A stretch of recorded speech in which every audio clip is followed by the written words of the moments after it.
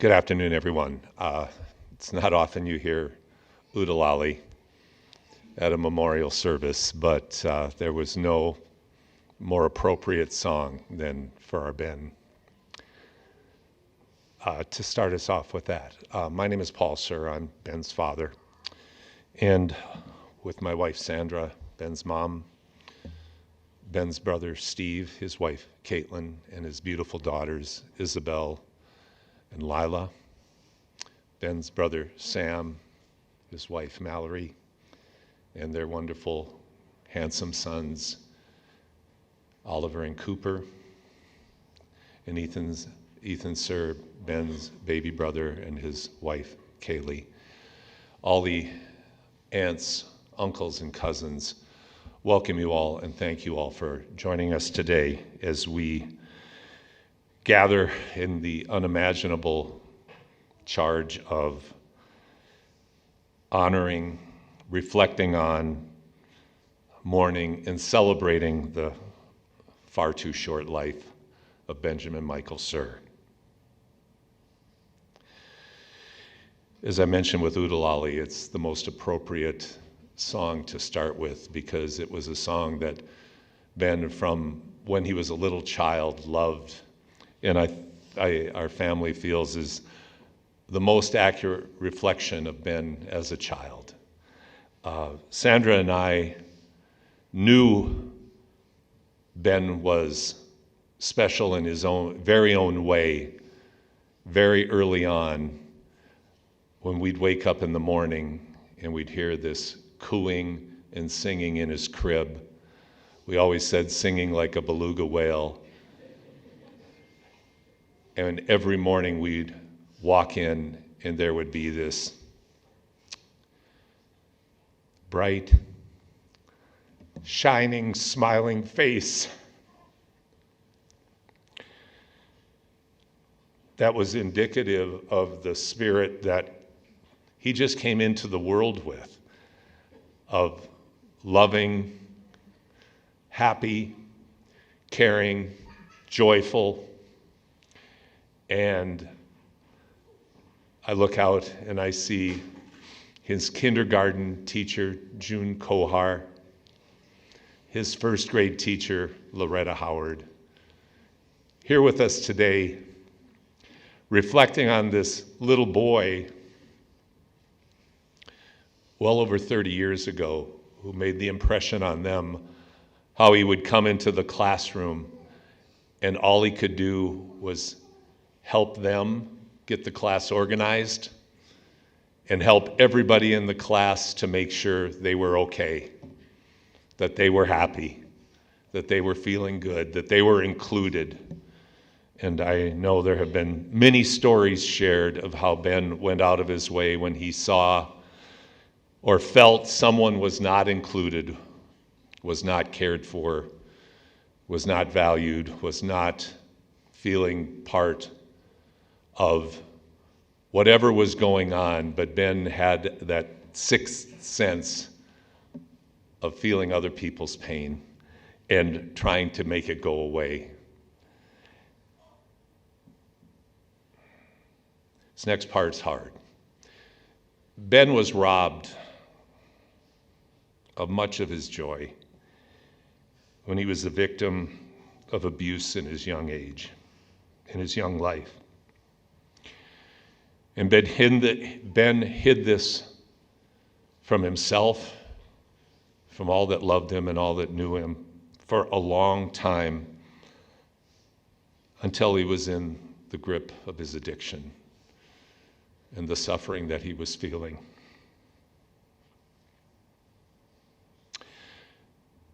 But in spite of Ben's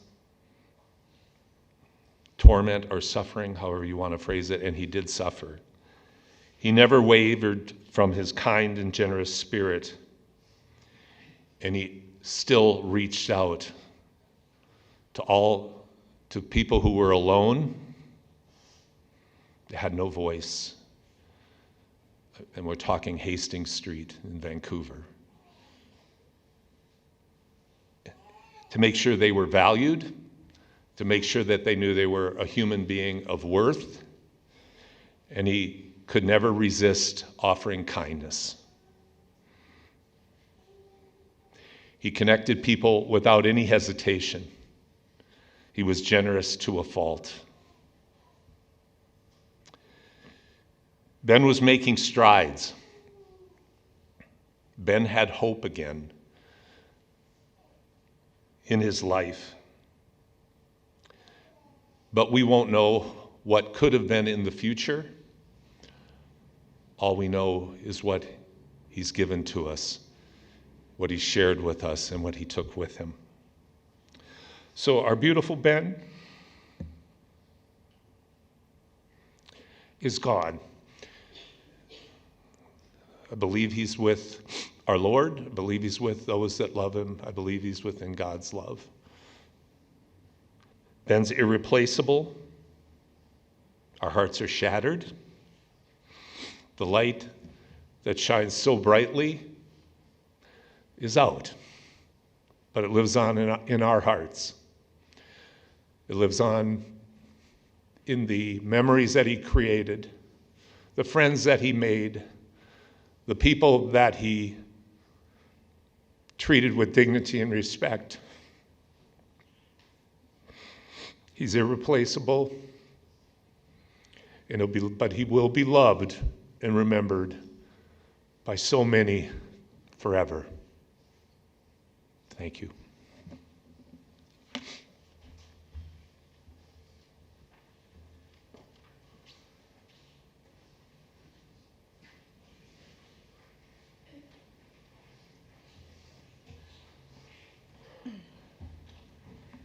Hi.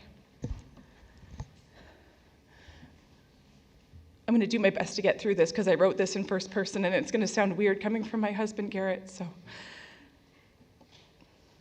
my name is Andrea Steen. Ben was one of my closest friends. Okay. And I like to believe that I was as important to him as he was to me. But I also know that I'm not unique. Many of you here today were also Ben's closest friends. How is it possible for someone to be that close with seemingly endless people? But this was just the capacity that Ben had for his friends, his community, and for love. Okay, I'm gonna get through this. Bear with me.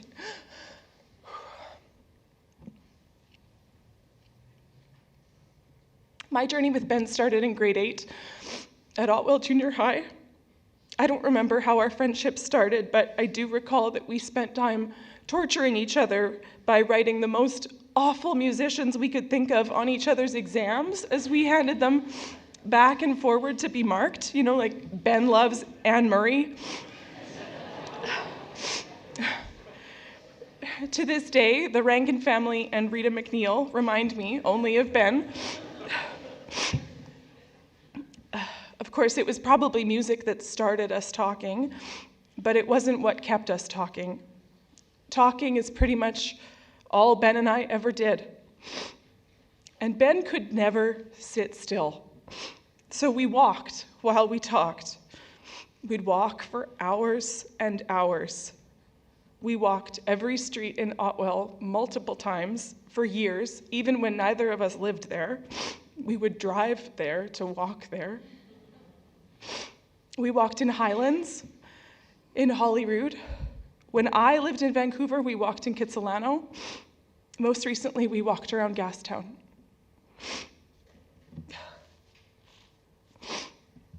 Most of our Otwell walks included a Slurpee and 5-cent candies from the infamous 7-Eleven on Otwell Road.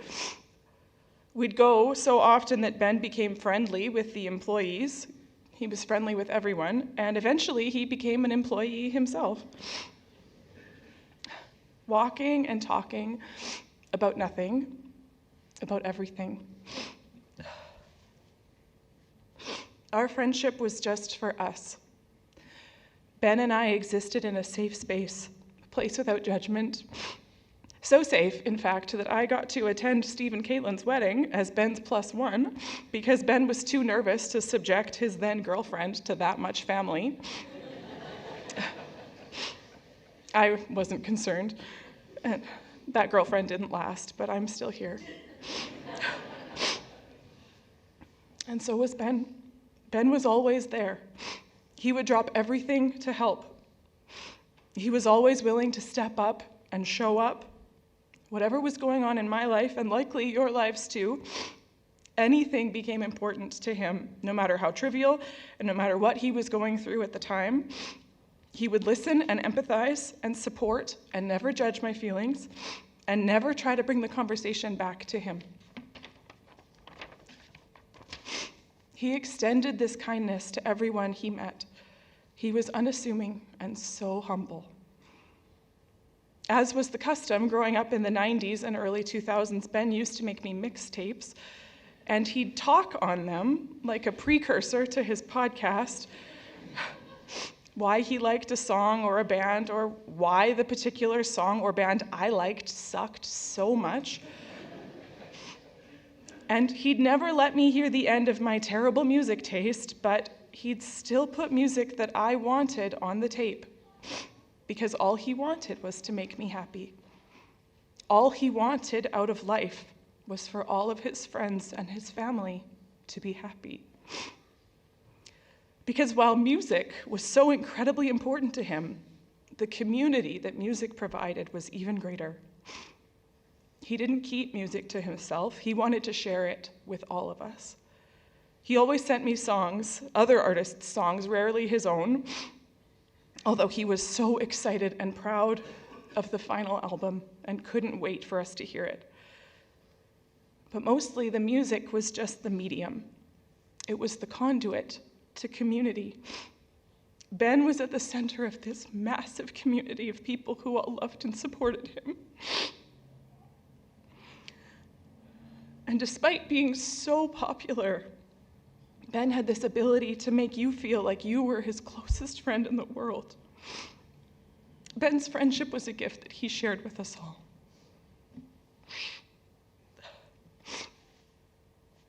Ben was whimsical. He got so much joy out of silly, goofy things.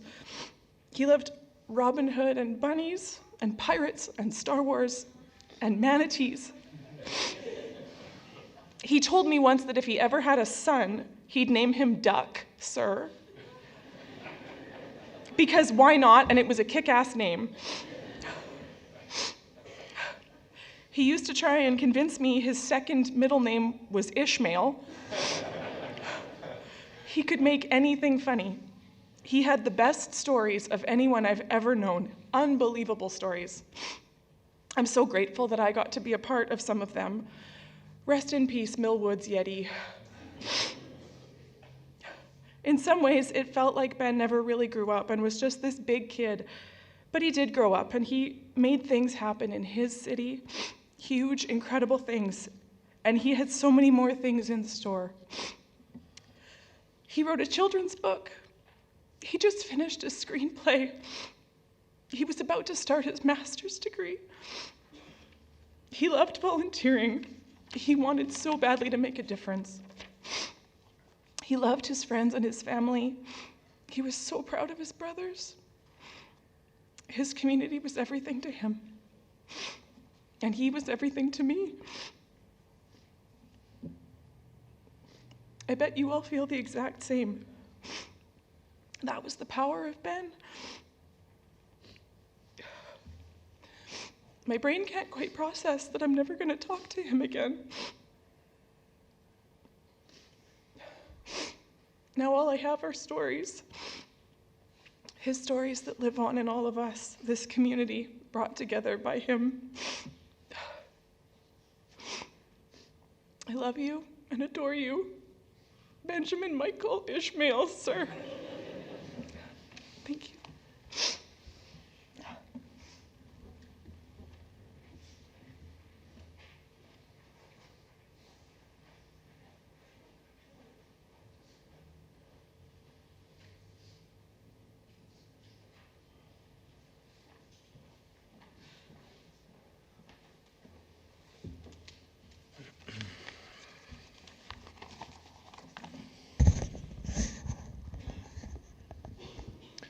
Hi friends, my name's Murph, and I'm a friend of Ben's, and I was one of his bandmates in Worst Days Down, alongside a bunch more really talented, wonderful people. I just wanted to talk a little bit about Ben and music today, because it was such a significant part of his life, but it was also the avenue for which myself and many people were introduced to him. When I first met him around 2009, he was playing in a band called On the Brink that I was a huge fan of, and we'd talk at shows. And eventually, he started hanging out at a spot called the Wonder Bar, which was a small live music venue. And he would stop by on his way home after work, and he would poke his head in to see who was playing that night, or just hang out with the staff and talk and share stories from our evening, because there was always a plethora of stories to share. What really intrigued me about Ben when I first met him was that he had such a diverse, wide variety of interests. And he would come by and he would talk basketball with Craig for hours. He would talk politics with some of the guys for forever. We would talk about music and hockey. Speaking of hockey, Steve Urkel was at the game last night, and Ben would have been thrilled about that. But yeah, I just thought it was so cool that he had all these interests, and a lot of them clicked with me. He was incredibly knowledgeable about all of them. He was really knowledgeable about things that he also had zero interest in, like food, which was like the one thing we did not see eye to eye on. He was content with a scoop of peanut butter and 2 raisins for lunch, where I enjoy tapas, and you can kind of try a few different things. And then, after a few years of hanging out, he asked me and Kevin Clamp and Jerome DeVio to join his band, and we all said yes automatically. Ben had a rule that he would only play in bands with people he was friends with, solely because it was much more than just the music. It was about the experiences that come with it, and he wanted to share it with people that he loved. And his involvement in the music scene didn't just start and end with his own music. He put his dual US-Canadian citizenship to work, and he drove and worked merchandise for a bunch of great bands north and south of the border. In Edmonton, he would put on shows for local and out-of-town bands. He would shuttle bands and artists to and from the airport. He would feed them, open up his home to anyone that needed a roof over their head. He would fill in for members if they ever asked him to in other bands. He would stage manage, he would guitar tech, he would help in any way he could. He just wanted to be there, and he just wanted to be part of the fun, and he wanted to help. When we first started playing together, one of the first things I learned about Ben was that he's left-handed, but he played a right-handed guitar, which to me blows my mind. That would be so difficult. But I think it's just a testament to the hard work he put into his music, as well as his just natural talents. Lyrically, Ben's words were heartfelt, intelligent, sincere, thoughtful, and a place where he could get to his thoughts and ideas out into the world. He would say so much in just one sentence, which is such an incredible skill. When he was recording vocals, he would go in and do it once, maybe, twice. He was just flawless. He was always spot on. And it made him an incredible karaoke singer as well. There was times when we would sign him up for songs from artists and songs that we've never even heard of, and he would go up there and just crush it. He would be singing and dancing and doing the moonwalk while making fun of us, which we deserved for sure. He was a storyteller. He wrote songs about people, for people, and of course, he always snuck in a song about manatees. For his 30th birthday, him and our friend Rusty drove down to Florida to swim with them. And en route, they picked up a hitchhiker who was Scott Stapp from Creed's cousin, which that stuff only ever happened to Ben. He always had, as mentioned, so many good stories. She did not greet them with arms wide open. But his songs were a way for Ben to get out into the world and engage with it, and playing live was a way for him to do it directly with people. He always had time for anyone and everyone that wanted to speak with him. And there's one show that really stands out.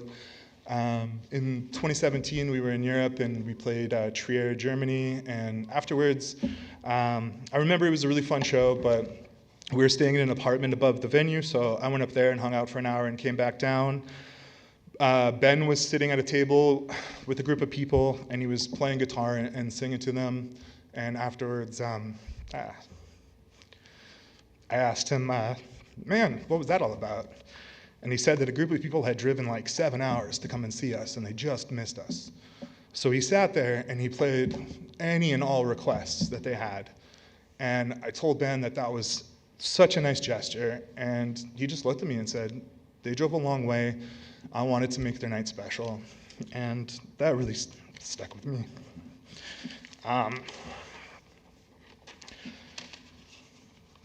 Back in March, Ben, friends Jimmy Walsh, Johnny Lovell, and I recorded 3 new Worst Days Down songs at Rain City Recorders, and Ben was just buzzing in the studio. He had a smile on his face the whole time. He was just relaxed, but just engaged in everything. He had so many ideas, and we tried all of them, and it was so much fun. And the last conversation I had with Ben in person was when I was leaving the studio, and he asked me if he could walk me outside. I said, of course. And he lit a cigarette. Also, Ben gave out probably 20,000 cigarettes in his life. Like, I've never seen anyone be so generous with something so expensive, just all the time. But he lit a cigarette, and I asked him, hey man, like, did you envision these songs turning out the way they did when you were writing them on acoustic? And he just had this huge smile, and he just said no. And I was waiting for a follow-up, but there was none. And again, the man could just say so much with just so few words. I'm forever grateful for Ben and for that conversation. And there are few people that have had such a monumental impact and influence in all aspects of my adult life, and Ben's certainly on top of the list. Ben, you touched so many people with your presence and music here in Edmonton, all over the world. Thank you. We love you. Thank you so much to the Sir family for having me up here today. Cheers. We love you, Ben.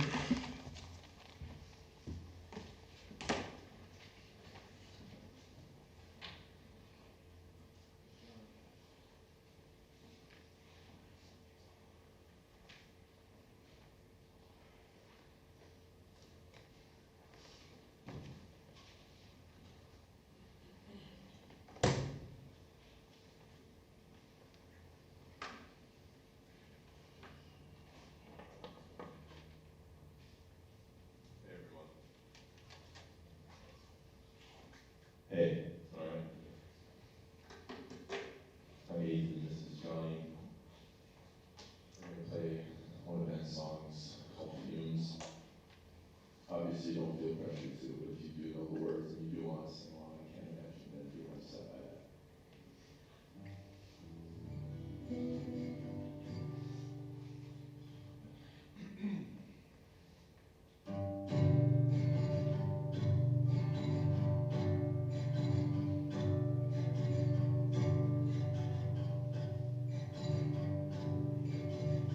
Well, I don't have any brown eyes waiting, pointing it out, and much is true.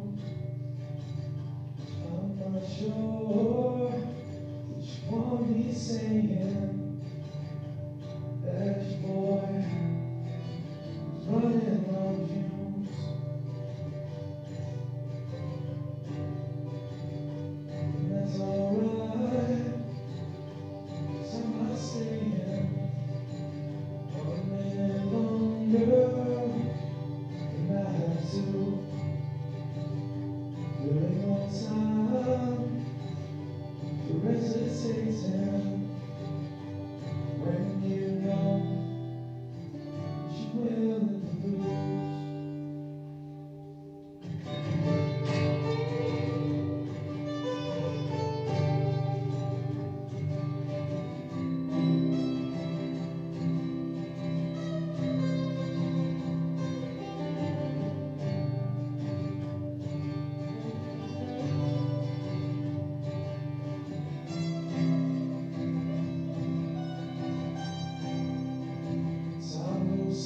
slow when you're waiting for a perfect moment and we never come.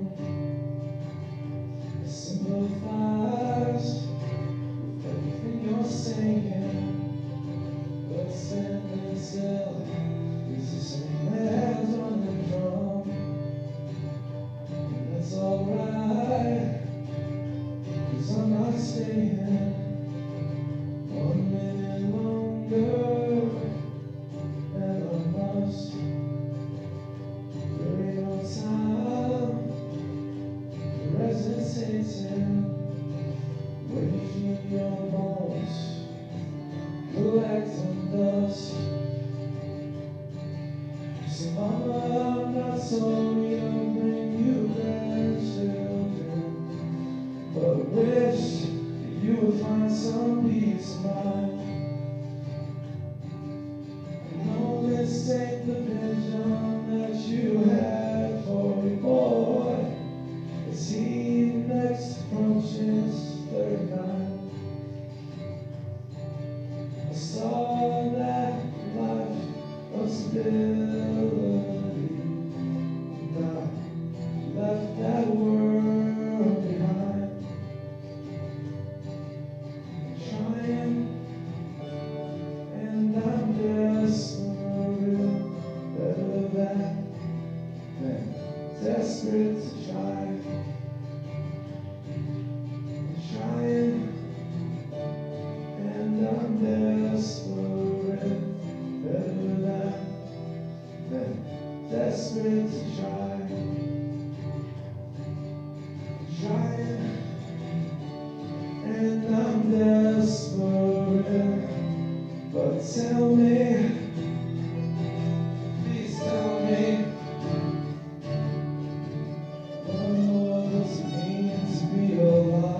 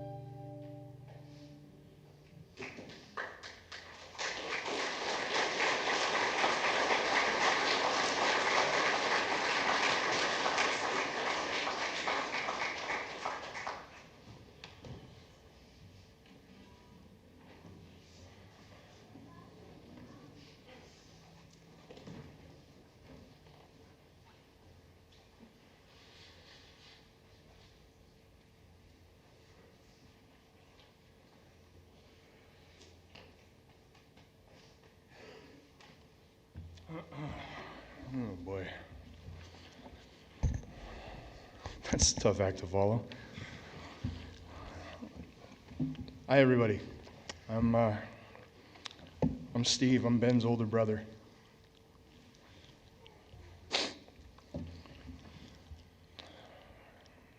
First, I'd like to thank everybody for being here, for your support, for your kind words, and thank you for being a part of my brother Ben's life. You know, of all the things you imagine doing in your life, places you go, the people you meet, the things you do, speaking at your little brother's funeral is not something you're ever prepared for, no matter what happens. And since this happened, I've been thinking about what I was going to come up here and say, wanting to honor Ben the proper way, do him justice. And I think being up here, I have some things prepared, but I'm also just going to speak from my heart, as the speakers before us have, and go from there. Ben meant a lot of things to a lot of people, and that was as real as Ben was. To me, he'll always be my baby brother. And I do have to say, all the people in this room coming together and connecting, this is exactly who Ben was. There's been so many wonderful tributes about Ben. memories, stories, experiences shared with him. And one of the constants in remembering Ben is how he just loved bringing people together and lifting them up. This is, like, for me, this is Ben right here in this room. This is Ben. And he would have loved this, having everybody come together, and he would have absolutely hated it that it was about him, if you knew Ben. The person everyone knew as an adult, Ben was that way from day one. My mom remembers a story when we've been going through a multitude of things from when Ben was in first grade and at Claire Tyner, and his teacher, Mrs. Howard, who's here today, noticed how Ben cared for all the other students in class. He was, I guess, lack of a better way of saying, he was the mother hen. And it was important to him that everybody felt included and connected, even as a first grader, all the way back then. Ben and I were both born in Minneapolis, Minnesota. And right when he showed up, Ben was my sidekick. Wherever I went, whatever I was doing, he was right there with me. Ben couldn't say Steve when he was little, so he called me TT. When I broke my leg when I was 4, Ben just sat there with me, which for any of us who have kids, getting a 2-year-old to just hang out is it's a tough one. So he would just sit there and be there. I'd be hobbling around in my cast, and he would follow me. He'd play He-Man with me. I'd go to brush my teeth, Ben would just come and sit. As we grew up, we had a shared love of music the way that I think an older brother and a younger brother do. I started listening to stuff, and he just started taking it. So it was always a Steve bought and Ben took. But he got smart, because he listened to what I listened to early on, and then he started to branch off into all the things that he loved. But I bought the CDs, and Ben bought a carrying case, so you could see, like, he was smart from there. He'd sneak into my room, take the CDs out, and then I had a room full of CD cases, and Ben had all my stuff. So it was it was the role of a big brother. Your stuff becomes his stuff. Minneapolis, like Edmonton, remained special to Ben for his entire life. Ben had a deep affection for the Midwest. It wasn't quite home, but there was a connection there. He was influenced heavy musically, the First Avenue scene, developed friendships, wrote about it in songs. One of the things Ben loved to do when we were little in that area was going down to my grandma and grandpa's farm in Cresco, Iowa, and do chores with our grandpa. Get up early, go feed all the animals. He loved that. Later in his life, his feelings about this part of the world were complicated. And at times, he struggled with those feelings, but he was working hard on dealing with those and trying.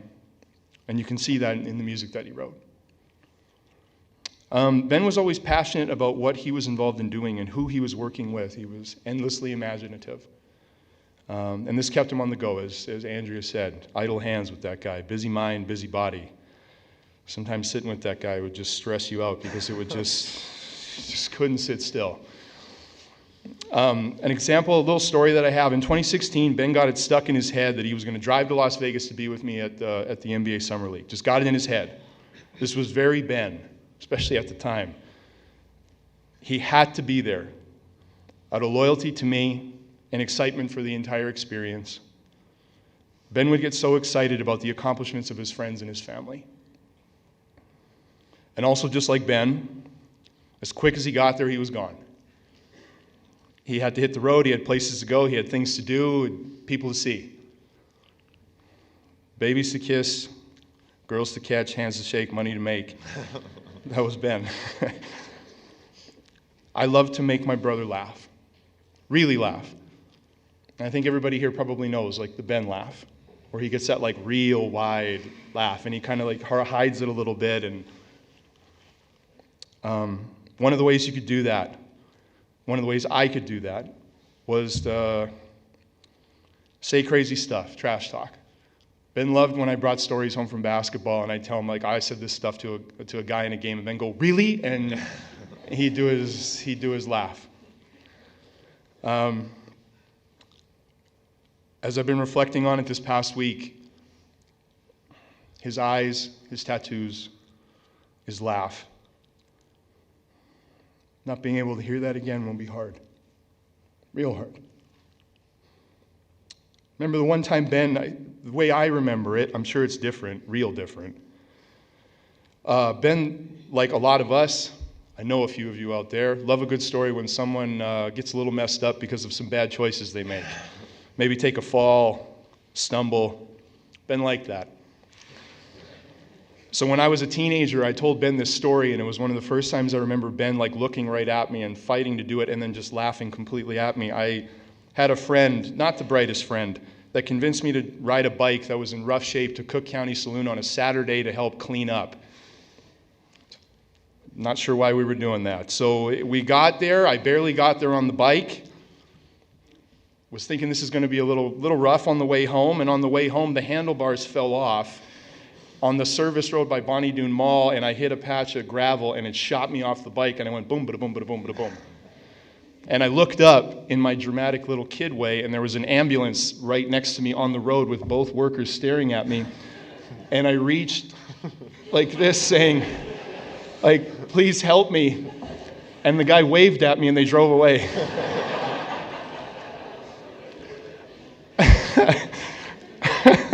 So I got up, I was in rough shape, and I showed up at home real haggard. And Ben looked at me in his Ben way of like, what happened? And I told him, and he did his, really? And then he just started laughing at me. The last time I saw Ben, we talked about that story. Ben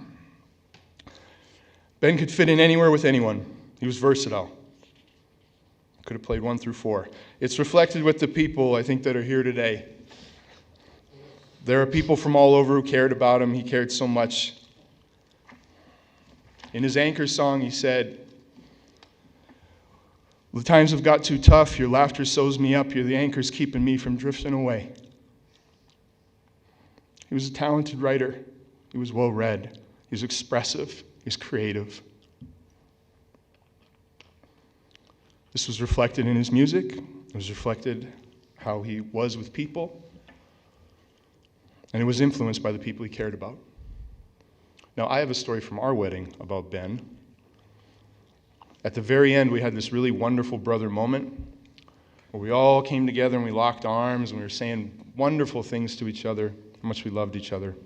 And all of a sudden, Ben blurted out, if you guys ever get in a fight, I'll be there.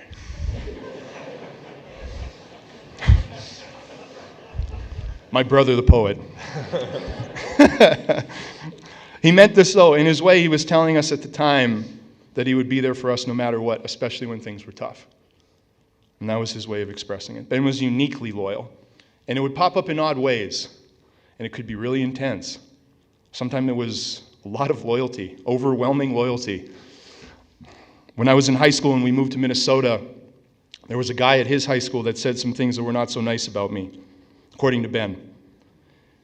And Ben told me one day, he was like, hey, you remember that guy said that stuff? And I said, yeah. And he said, I slashed his tires for you.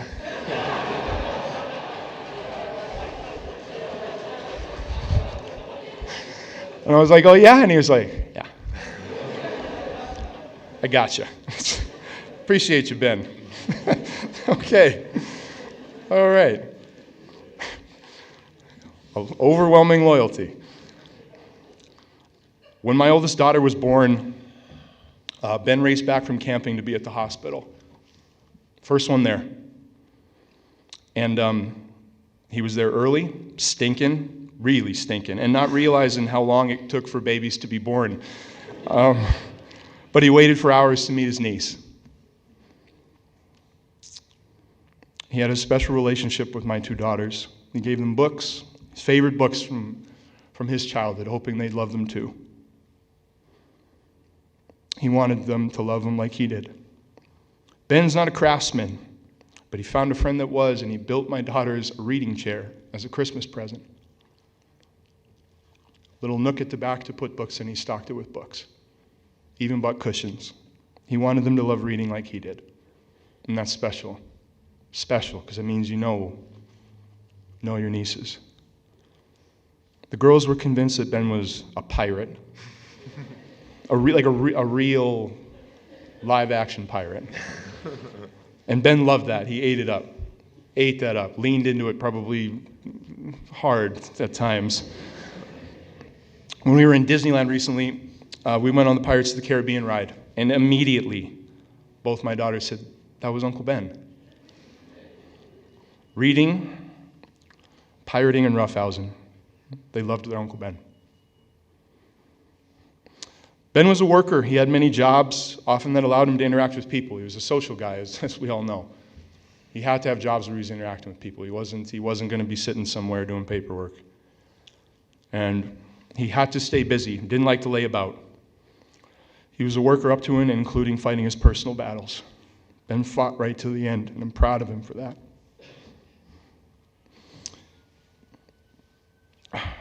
Ben's energy is still here, because I don't feel like a guy like Ben goes away and it's just like, that's it. I don't. I listened to a podcast last week about a new book coming out about Pearl Jam and the grunge scene, which was something Ben and I always connected about. And without even thinking, my first thought was, Ben would love this, I got to send this to him. And then I remembered.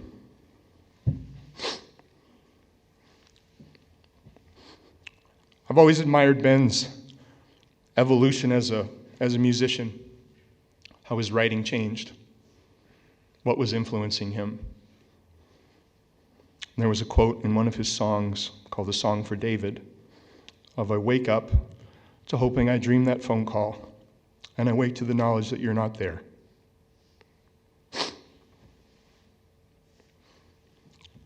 This has taken on new meaning in the last 2 weeks.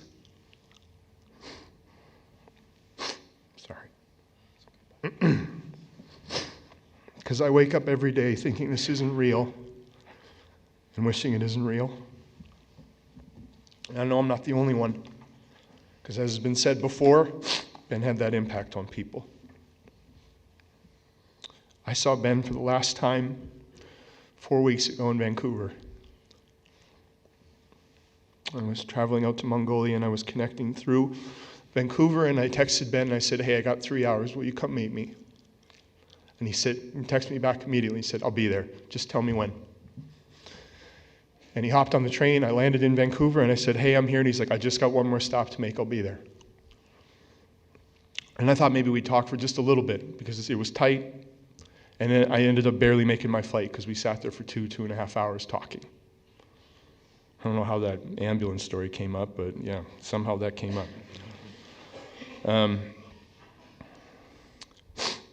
I convinced Ben to take a picture with me and to have a real goodbye hug, not the sidearm thing, like the full-on both arms hug. I didn't know this would be the last time I'd see him.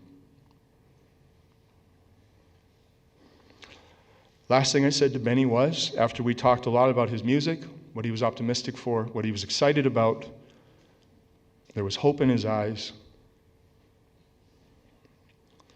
Last thing I told Ben was I love him and I'm proud of him. And I always will be.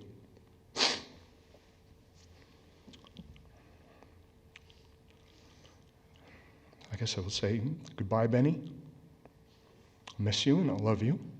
I'll always be proud of you. You always fought. I admire that so much. I'll miss your laugh, miss your eyes, miss your kindness. You'll always be my sidekick. I'm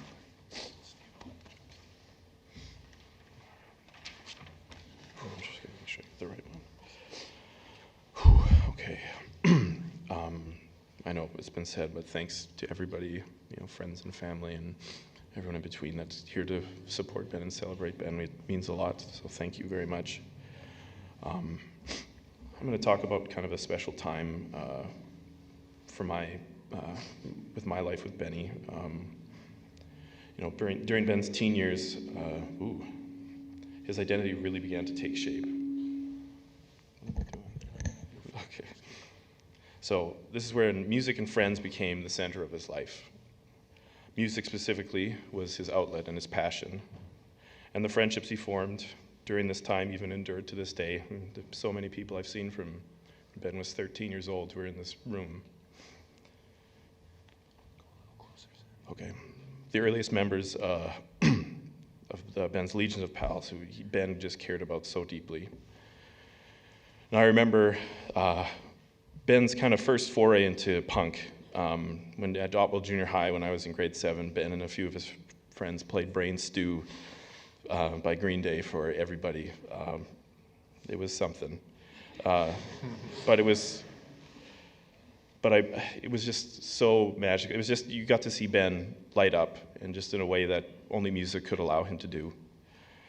And I remember when Ben got his first electric guitar and just how excited he was when we lived in Twin Brooks. He'd be shut in his room playing constantly, and then he'd be annoyed as all hell when he'd walk into his room and I'd be in there with Ethan, usually jamming horribly. And from here on, he went on to play in other bands, and this was clearly something Ben would pursue throughout the rest of his life, performing and creating music. This is what Ben lived for. It gave him purpose. It invigorated him in a way unlike anything else. And this was when Ben really started to buy into the punk rock lifestyle, with, in his teenage years, with his spiky hair dyed bluish green, and loved to see the shock on people's faces when I think we were in Las Vegas and we were in a shuttle bus and there were some elderly people in there just horrified at what Ben looked like, and Ben loved it, and that was awesome. And all his band shirts. And on our family computer, it was full of songs from Napster, with Rancid and AFI and NoFX and Less Than Jake and the Vandals, just to name a few of the bands that he loved at that time. We were exposed to a lot of punk during these days, and we told him it sucked. But secretly we liked it, and it's something we've grown to appreciate more and more as time has gone on. We moved to Minnesota when Ben was about 15, and it was a tough transition for him. It was tough on everybody. He was cut off from his friends, which was his lifeline, and he kept tabs on them by spending endless hours on MSN, checking in on everybody, making sure they're okay. And it took some time for us all to adjust to this, and it wasn't the most enjoyable first few months down there. But, of course, not before too long, there were new friends added to his circle, and people to play music with. I remember being in Ben's room downstairs when we lived in Minnetonka, and I think it was possibly his first recording that he ever made of some songs he and his pals, Nate and Buddy, had made. They were not appropriate at all, but they were wonderful. I can remember the melody, I can remember the riff, and I can remember the scratchy sound of the recording. He was so excited.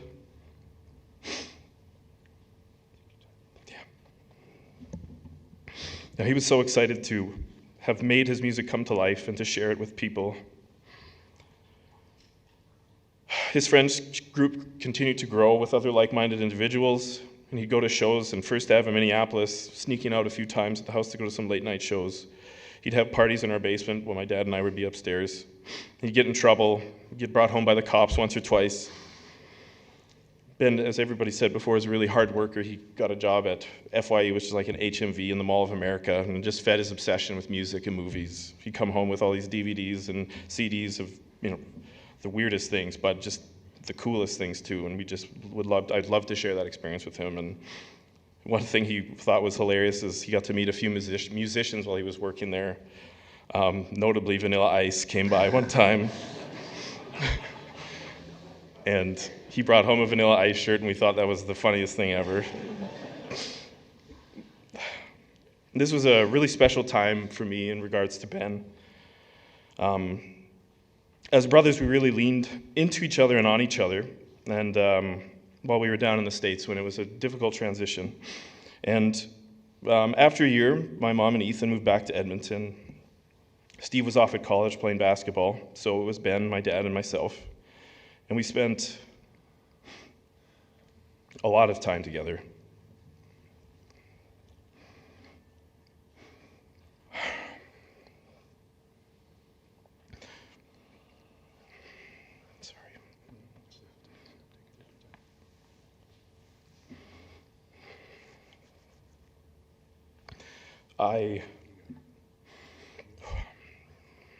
I hadn't really found my people at that point, the way Ben had, but he was always there for me.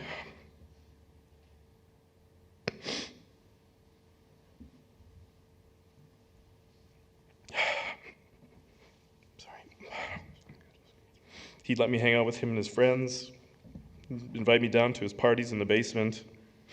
And throughout his life, he was always looking out for me and other people and making everyone feel included and wanted. You know. Besides being my brother, Ben was my friend.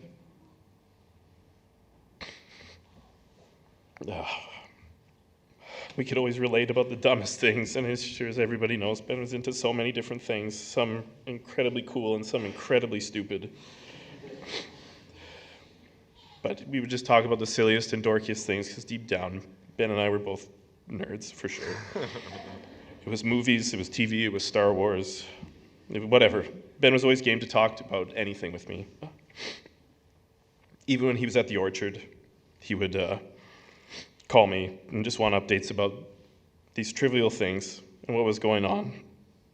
It was one of his gifts. He was such a multidimensional person with such vast interests, and people would, and as I saw after his passing, people would post and talk about how Ben would connect with them through music and books and politics and basketball, football, wrestling, movies, everything and anything. Ben was the guy pretty much anyone could talk to about basically anything, and was always done with kindness, without judgment, with the deepest respect, and that was who he was to his core, caring, compassionate, and accepting.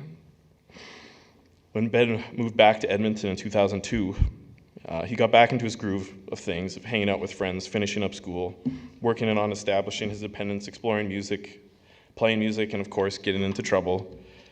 My favorite story, I wasn't around for this, but oh my gosh. Ben, the cops came to my parents' house one night, but my parents weren't there. It was my 91-year-old grandmother and Ethan. Ben had been out doing some silly things, and they had come to have a chat with him, but that's the theme of Ben and cops not quite gelling is something that would continue for a lot of his life. And Ben was always so supportive of whatever endeavors we, as sure his friends and we all as brothers took part in, be it basketball or comedy or film or whatever. Through the years, Ethan and I made a lot of really dumb movies with our friends.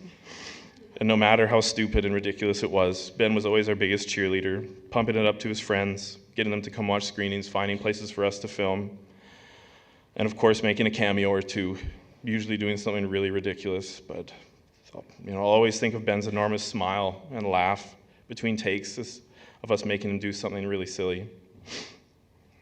I'm really going to miss our talks with Ben, our texts, our group chats, and just talk about the trivial things in life and the important things too. I'd kind of taken for granted that Ben would always be around in Edmonton. And when he left, it really pushed us to connect and to communicate more. And I'm very grateful for that. We talked about his creative exploits, the music he was making, his writing, and of course, the funny and weird stories of things that he would encounter and the people he would come across while working in Vancouver. I'm forever grateful for all his music suggestions, the laughs and the visits when he was in town, and I'll miss commiserating him over just everything. No matter how he was doing, he was always checking in to see how my family was. Even if he was struggling, always checking to see how my wife was, how I was, and how my boys were doing. It brings me so much happiness and at the same time sadness thinking about Ben and my sons.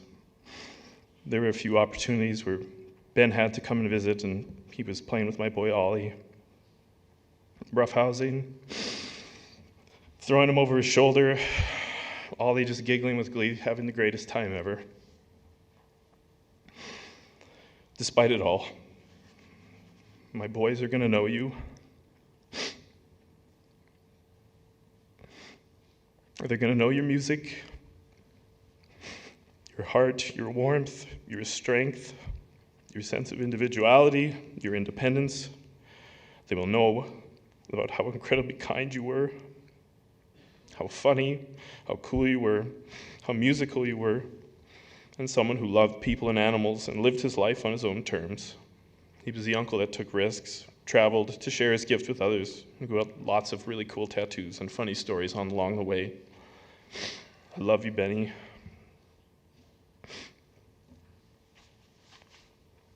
I miss your spark. I miss your toothy smile. I miss you making fun of me and my brothers. I miss your fiery passion about politics and social justice. I miss your willingness to do basically anything for anybody who you cared about. And those of us who were lucky enough to be one of these people have an unfillable void left in their lives. You're in my heart forever, and you'll always be a part of me.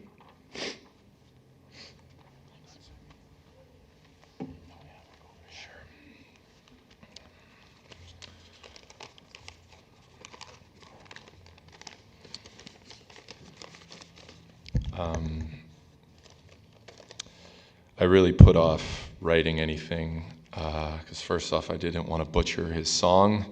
So I was thinking about that a lot, and this might not be as articulate as I would like in an ideal world, because writing this was acknowledging that it's real, and the last thing I wanted to acknowledge is real is that Ben's no longer here. I'm Ethan. I am Ben's youngest brother. Even before I get into it, one of his friends told me that Ben told them he didn't have any nicknames, and I take huge issue with that. A few of the names we know him by, obviously Benny, Benzo, Bun, Bunjamin, and of course Benjamin. That's probably the best one. Ben valued sincerity and authenticity, so there's no point in pretending like it was something it wasn't. When I was little, didn't care for Ben, gonna be honest.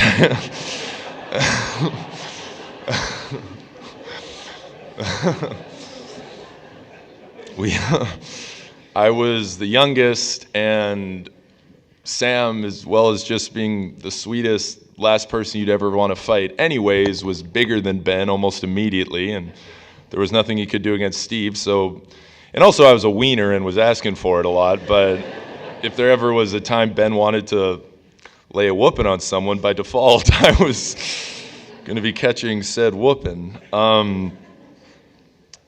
But despite that, even when Ben and I weren't particularly close and there were some stretches where we didn't get along, I remember saying, like, I just love you because you're my brother.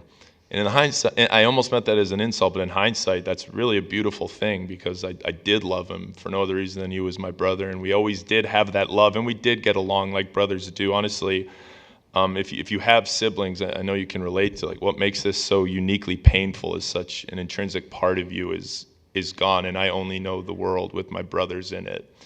And Ben not being here, like Sam said, there's an unfillable void. And my fondest memories, I think, of life are just the dumb, silly, insignificant things. It's not some extravagant experience or trip you went on. It's sitting in my parents' bedroom watching Much Music Countdown, laughing about nonsense, having stupid little jokes nobody else should or needs to find funny, because it just meant so much to us. We really loved when someone had the same name as like a B, C, D-list celebrity. We thought that was the funniest thing. And step by step, the dad actor's name is Patrick Duffy, and my dad knew a guy also named Patrick Duffy. And when he'd call, we would laugh so hard on call ID that Patrick Duffy was calling to touch base.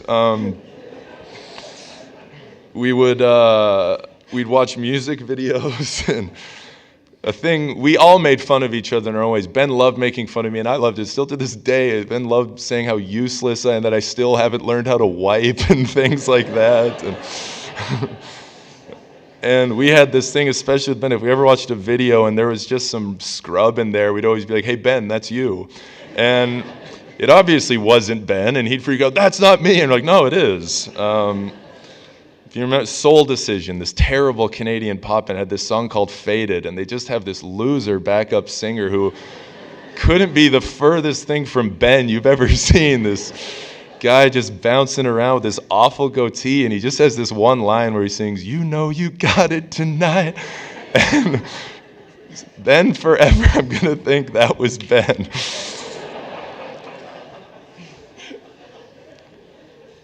one time when I was in grade 4, I remember it so vividly. In Claire Tyner, I was looking out our classroom window, and I saw Ben with a group of friends, as he always was, walking. All he was doing was walking in the general direction of the bus stop. That's all he did. The 4 on Otwell Road and 94B. And I went home and I was like, hey, Ben was hanging out at the bus stop. And we were all like, why are you hanging out at the bus stop? He's like, I'm not hanging out at the bus stop. And then that just ballooned into this thing where Ben and his friends, and we gave them this nickname, the New Age Boys, would always go down to the bus stop and raise the roof. And that's all they do. And it drove him crazy, but he loved it too. And he would say, he would get that demented, consuming his whole face smile. And those are honestly my favorite memories, is doing that kind of stuff with my brothers. And as I got older, like I said, we weren't necessarily the closest. But as I got older and I started getting more interested in music and playing a little bit myself and other creative outlets, Ben and I progressively got closer and closer. And in university, Ben went to MacEwan and the U of A. He got his degree in sociology and creative writing. Ben was always the best student of the 4 of us, and I don't think the bar was particularly high, but he was very, very intelligent. And I think anyone who ever had a conversation with Ben can affirm that. He was really discovering himself at this time, his ideology, his values, the way he saw the world. Animal rights was a big part of that. He was a vegetarian, eventually a vegan. He worked at that Guatemalan animal shelter, as Murph said, had just this love for manatees. And Ben dignified people in a very unique way, and he just did that he was just such a tender, kind-hearted person that it went beyond people as well. That's something I always really admired about him. And people have said it, but of course through this, punk and punk rock was such an intrinsic part of who Ben was, fully realizing himself. Ben valued human connection above all else, and Andrea alluded to this too. What better way of connecting than music and finding that community of like-minded people? Murph also mentioned he was in his band On the Brink. I think this was a huge part of Ben continuing to discover who he is, becoming entrenched in that scene, in that community. And it was so fun going to these shows, whether it was Wonder Bar or the Pawn Shop, and being part of this world that I'd never seen before. And his brothers, we'd go, sometimes bring friends, and it was just so cool to see. I felt a little bit of elitist smugness because as the youngest, I always got exposed to good music. Like when I was a kid and everyone was listening to Raffi and Captain Tractor, I was listening to Nirvana and Soundgarden, and I was so psyched, or I was so stoked, as Ben would say, that he played actual punk music. I'd brag about my brother who plays in a punk rock band, and guys like, I like punk, and like, Good Charlotte's not punk. And I felt a lot of smugness and elitist feelings through that, which I appreciate. I loved going to those shows and didn't really fit the bill aesthetically of what a lot of other people maybe looked like there, and Ben just went so far out of his way to make us feel welcome, feel part of it. There was always this joke as we played basketball, people would kind of refer to Ben as like the black sheep or the forgotten brother, and it was so cool to see that complete 180 when we went to those shows, and people would be like, oh, you're Ben Sir's brother, that's so cool. I was so proud of him when that sort of thing happened. And he wasn't the black sheep, he was just someone who found who he was. Ben was a really hard worker, as was said. He had odd jobs throughout school. He really found a calling and excelled in his days bartending, which led to management. But at the root of that, what he enjoyed was the community and finding ways to connect people, being able to have shows, bring in the acts he likes, being able to perform himself, Simpsons trivia, whatever it might have been. Something I don't think can be praised enough about Ben is that he had his own ambitions, but he really did put others before himself. And that frustrated me at times because I wish he would have had a little bit more of a selfish instinct, but that's what made Ben so beautiful. After On the Brink and, of course, the New Age Boys, Ben moved on to Worst Days Down, and he had no choice but to prioritize his songwriting there because it was just him and an acoustic guitar. And I remember going to On the Brink shows and feeling like that's the first time I really saw Ben. And listening to Worst Days Down, I think that's the first time I really heard Ben. And we go to those shows, and I always liked it, but I couldn't understand what he and Ben Olsen were saying. I'm not going to lie. I have no idea what the lyrics were. They were good songs, but I couldn't tell. It was more of a hardcore punk band. And when I heard Ben acoustically playing, specifically the song we played today with Fumes, his lyrics struck such a chord with me, and it was so exciting to be like, oh, you're like really, really, really good at this. Maybe there's a bias, but some of Ben's lyrics are my favorite lyrics I've ever heard in music. And they mean so much to me. They have depth, they have meaning and substance, and he always prioritized melody and it's sounding good. I love those lyrics. I'm trying and I'm desperate. Better that than desperate to try. That's something that's really gotten me through a lot and I think about very regularly. Our love as brothers was always there, but as this continued, we just became closer and closer as friends. Ben was a confidant. I could share things with him in an unfiltered way. I just couldn't share it with other people. Music brought us together, writing. He writes in a poetic good way where I'm just like, hey, this is weird, and that's my writing. But we did relate over that. And something we talked a lot about was mental health. Ben knew I struggled. I knew Ben struggled. And when we finally opened up to each other, it was almost eerie how many thoughts we would share, trying to work out in our head, and we would tell each other, I feel the exact same way. I took so much comfort in that, and just knowing that that was a connection we had and that I could always talk to that person and I wouldn't have judgment for what I was saying or what I was feeling. He would just see me and I would see him. That was a really beautiful thing that I'm going to miss. I apologize for I'll wrap this up soon. Our talks became heavier. There weren't as many of those silly little laughs that I was talking about. And as been mentioned, Ben struggled. And despite his struggles, it's really unbelievable how he found ways to prioritize and look out for others. I think if I can really think of a lyric and scale back that line I just said of I'm trying and I'm desperate, better than that than desperate to try, I would just say it's I'm trying and I'm desperate. Ben was dealt a very difficult hand.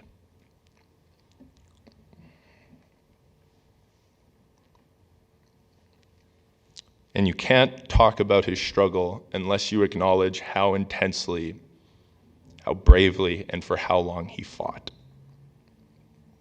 We all know he was a deeply empathetic person. And while it was a part of what made him so beautiful, he probably didn't put himself enough first. What Ben went through wasn't a choice.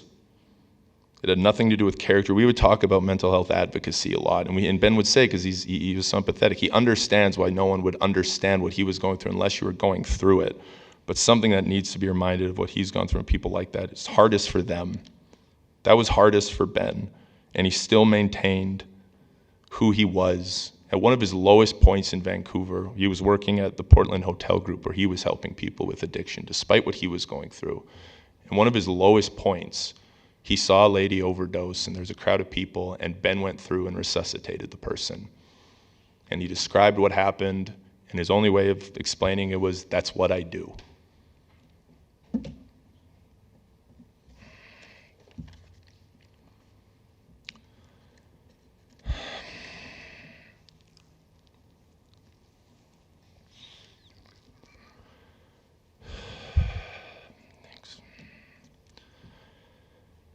These things are complicated, and the shades of gray don't go away, the nuance doesn't go away, but I'm trying to look at where to go from here.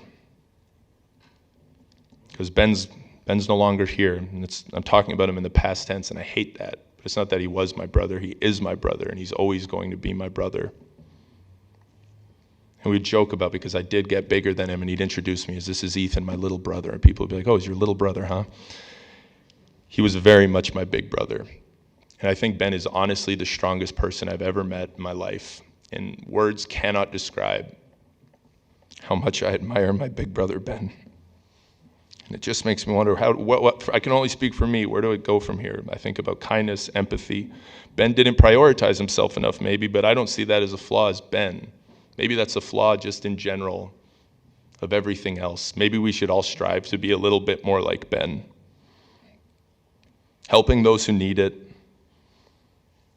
If we help, we try, and we just can't, maintaining the empathy that Ben always maintained for others. Frank Turner gave a touching tribute to Ben, and I just think the title of the song sums it up as well as possible. I think we all just need to be more kind. There's no point in trying to put it into words because there aren't. I love you so much, Ben. I'm so proud of you.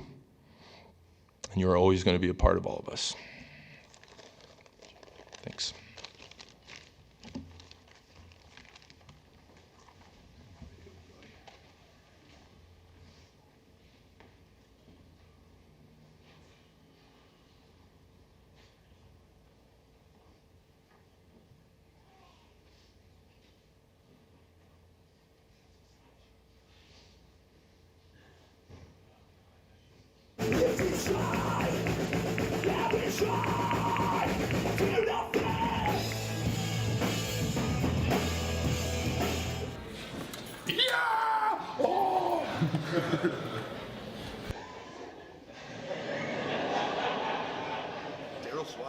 Runs a reputable business, and if they're not here, they're finished. Hear that? Maybe another one.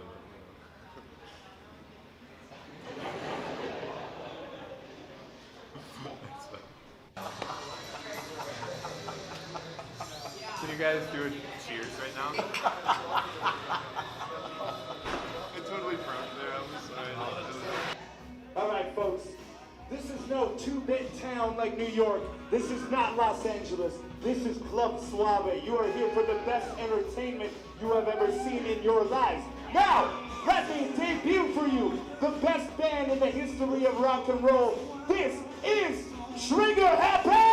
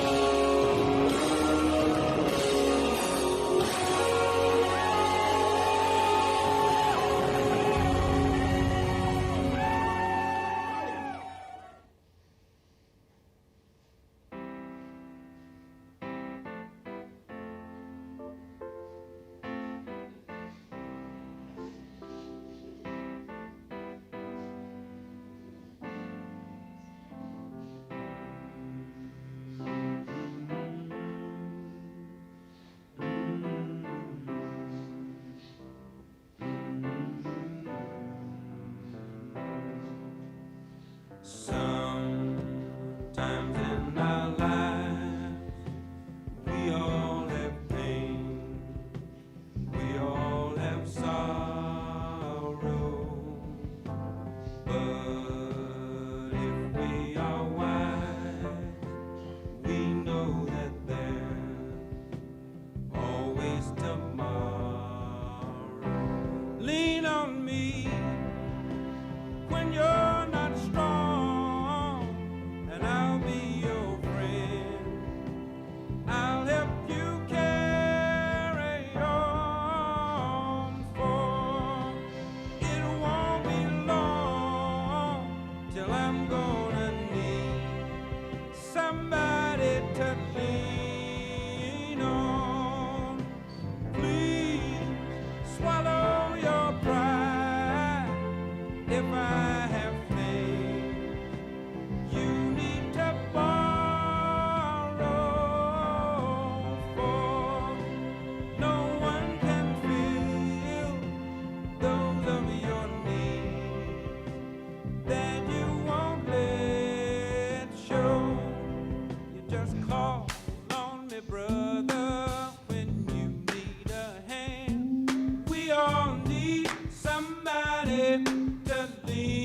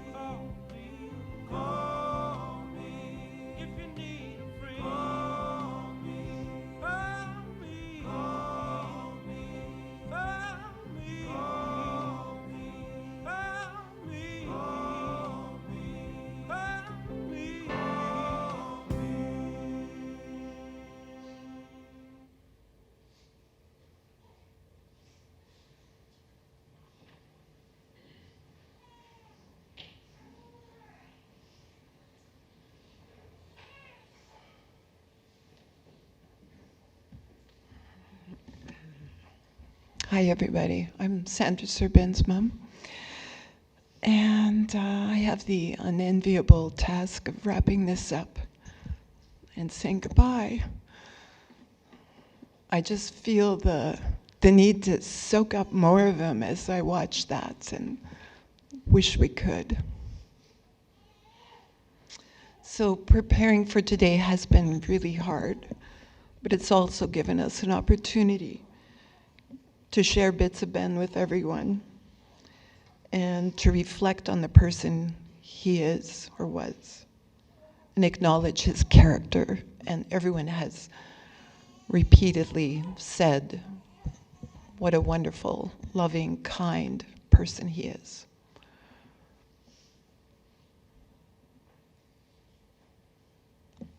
I'd love to be able to tell him just one more time how much we love him and to not give up hope.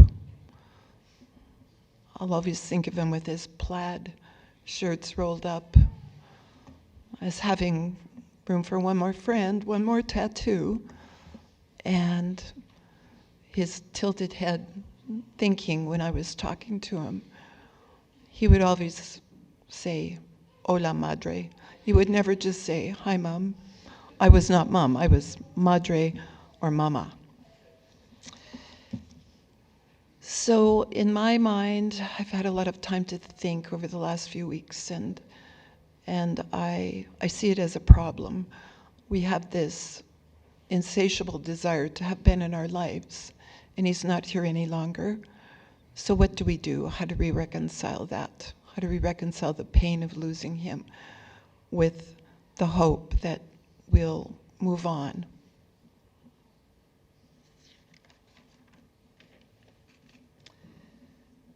I'll share an insight that I use in difficult parts of my life when I need patience and determination. And it was a quote by Einstein that goes something like, "It's not how smart I am, but it's how long I stay with the problem." So I think that sort of approach, having helped me in the past, is what I'll be using now, because I'm not ready to say goodbye today, and I might not be for a long time. But if I keep working on it, and I address the beautiful memories I have with this need to move on, I think I'll be able to be okay, and I hope the rest of you are too. I know it won't be easy. So a few guidelines for along the way, as we've heard, is let's be kind to each other. Let's act for him and be kind. Let's pass on his compassion to others and acknowledge him with friendship. Ben had a growing sense of spiritualism as a result of his time in treatment and influence from many people in his life. So look for his spirit in the world around you. I know I'll be able to see it. Preserve his memory in your mind and keep hope alive and act on his behalf. I know I'll be working on this for the rest of my life. So thank you to everyone who came.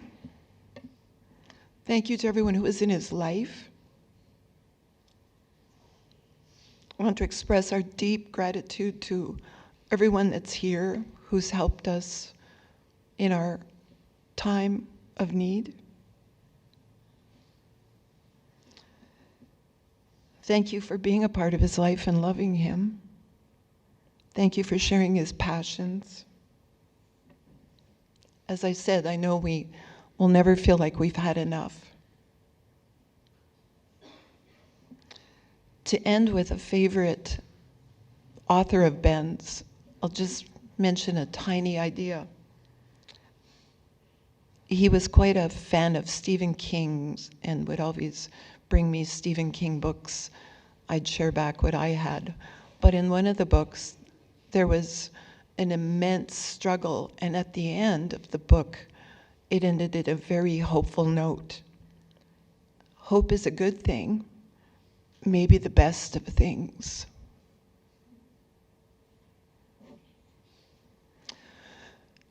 So thank you very much. Ben always loved a good bag of Doritos and gummies, and we hope you'll join us at the reception after. Of course, we have Doritos and gummies for you. There's also some cards that I brought, so if you'd like to fill out a memory of yours with Ben, please do so. So again, thank you very, very much for being here.